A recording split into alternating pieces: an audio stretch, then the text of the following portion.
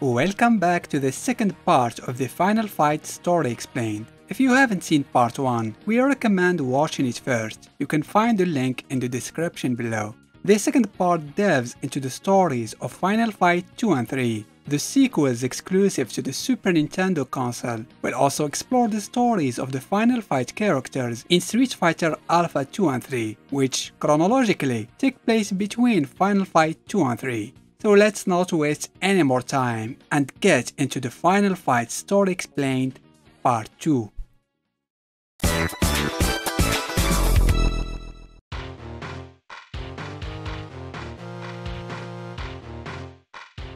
Following the tumultuous events of the first Final Fight, the remnants of the Mad Gear gang opted to abandon Metro City, but their criminal ambitions remained intact. Their bitterness toward the trio, Hager, Cody and Guy, fueled a burning desire for revenge. In their quest for vengeance, the Mad Gear gang underwent a transformation, emerging as an international syndicate with a singular objective: to make the trio pay for their past interference.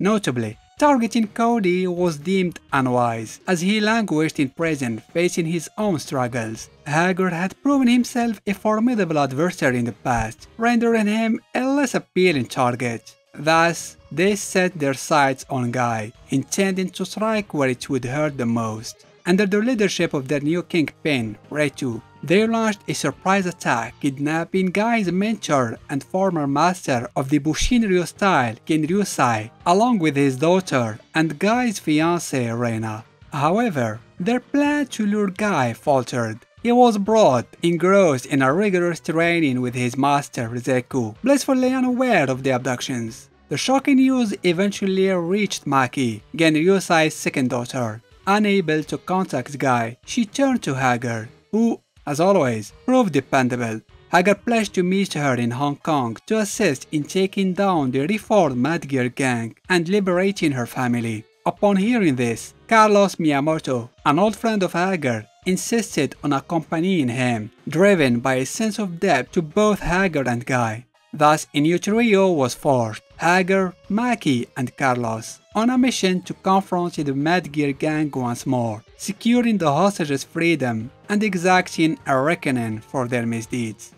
Upon their arrival in Hong Kong, the determined trio embarked on their mission to cleanse the city streets of the Mad Gear gang's goons. The relentless efforts unfolded under the seemingly uninterested gaze of Chun-Li, engrossed in devouring her noodles. Their pursuit eventually led them to the bustling docks, where a significant contingent of the gang members had assembled. There, they confronted the local ringleader, Won-Won. He offered a tantalizing piece of information, revealing that the Mad Gear base of operations had shifted to Europe, and it was there that Reina and Genryusai were taken. This revelation fueled the trio's determination, setting them on a new path as they set their sights on the next chapter of their relentless quest. Setting their sights on Europe, Hager, Maki and Carlos embarked on a journey to dismantle the Mad Gear gang's operations across several countries. Their first destination was France. While the gang had recruited fresh faces, familiar members like the formidable Andore family remained steadfast in their allegiance. Their journey in France led them to the airport, where the leader of the local Mad Gear division, Freddy, had established his base of operations.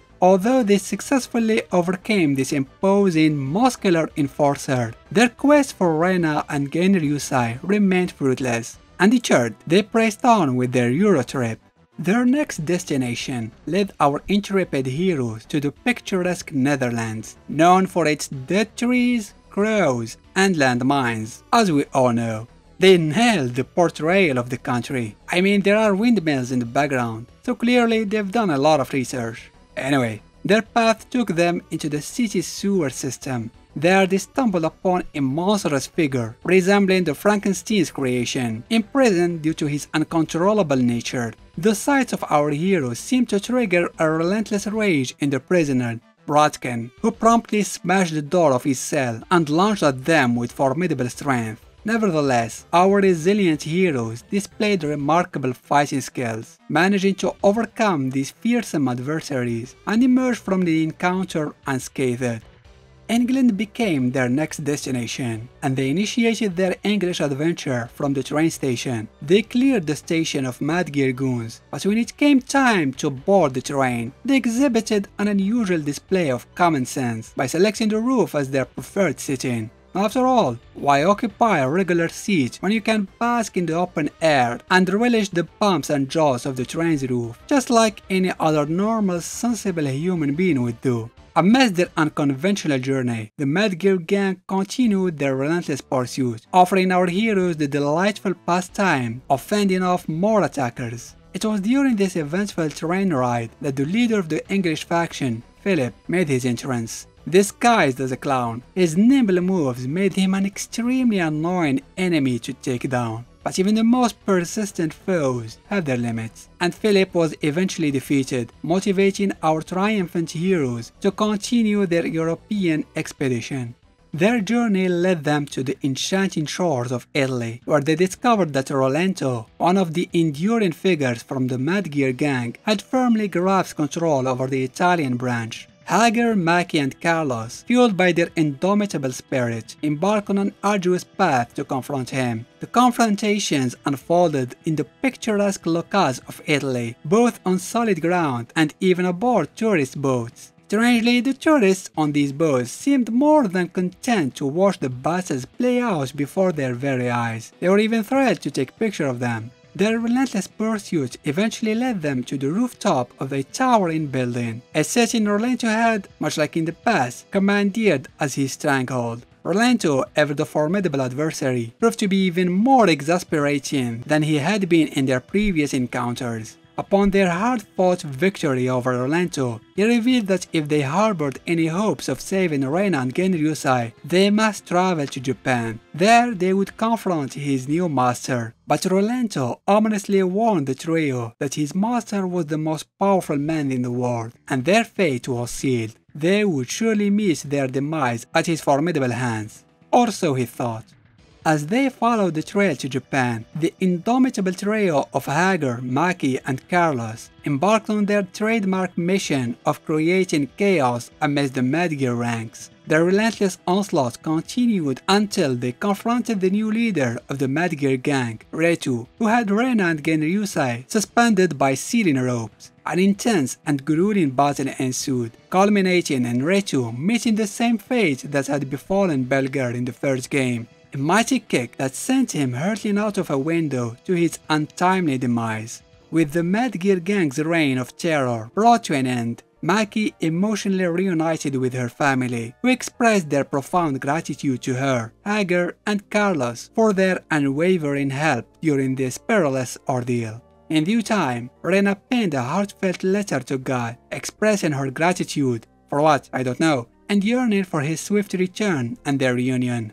Guy, who received the letter while traveling aboard the ship, promised Rena that he would return home soon. He also extended his heartfelt thanks to his friends for their invaluable support in saving Rena and Genryusai, and ultimately bringing the Madgear gang to its knees. Guy, my boy, you did not deserve that thanks.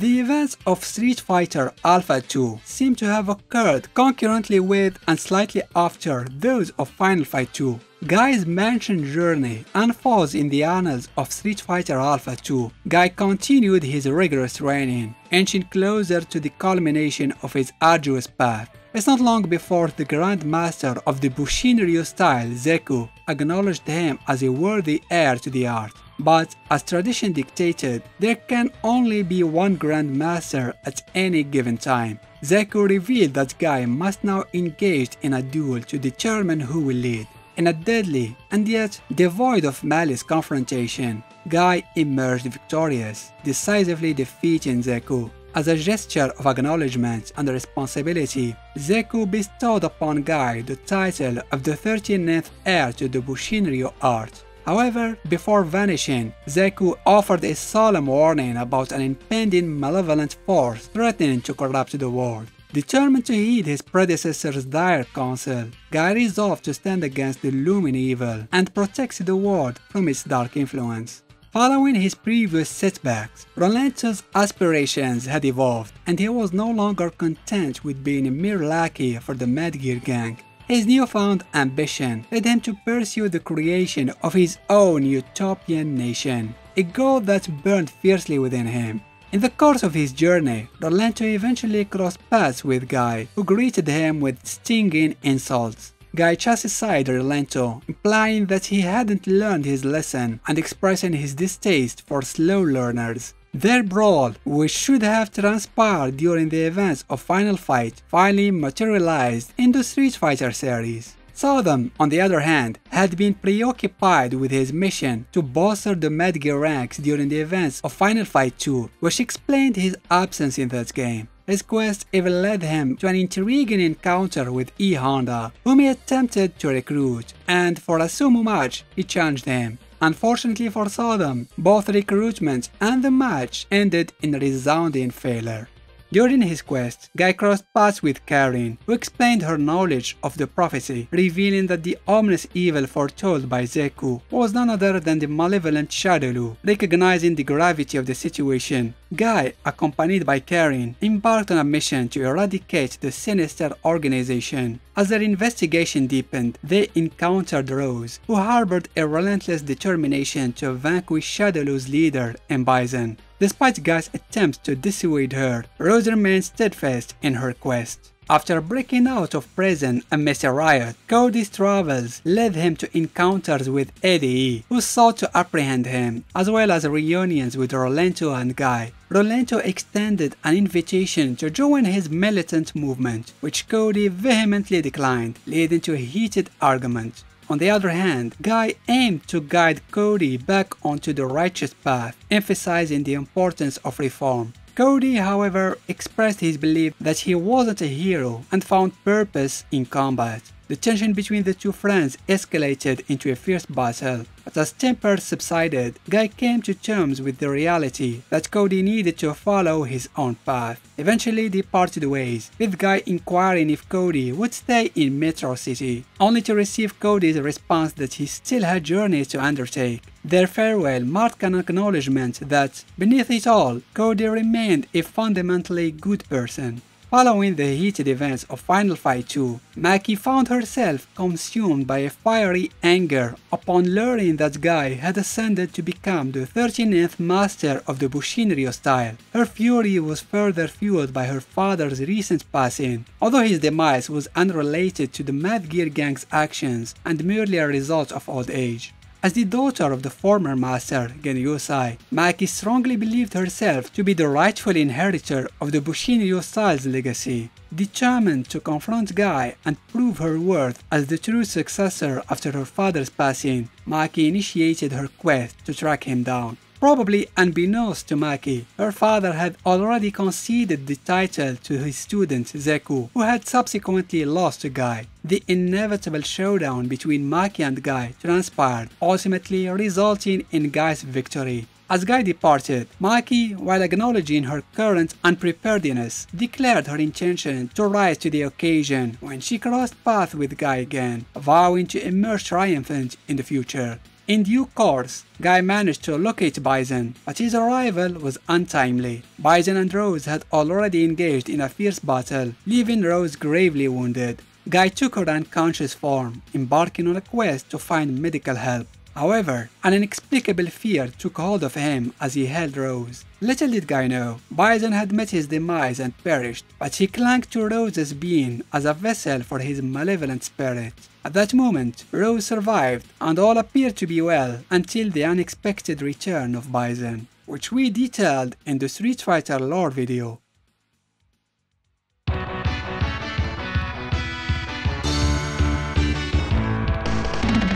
Returning to Metro City, much like the first game, Final Fight 3 portrayed a city that had seemingly rid itself of the Mad Gear gang for good. However, the absence of Mad Gear didn't equate to an absence of crime. The vacuum in the criminal underworld of Metro City, left by Mad Gear's ultimate downfall, triggered a ferocious power struggle among the city's various street gangs, each vying for supremacy and control. Eventually, the Skullcross gang, once a subordinate faction of Mad Gear, emerged victorious. defeating their rivals and establishing their reign as the new dominant criminal force in Metro City. Leading the formidable Skullcross gang was a man known as Black, an individual with a unique background. Formerly a mercenary leading a specialized military unit, Black channeled his military knowledge and tactics onto the urban battlefield, rallying like-minded individuals to form the ruthless Skullcross gang. However, Black's reign of terror came to an end when he was apprehended and incarcerated, putting a halt to his criminal ambitions.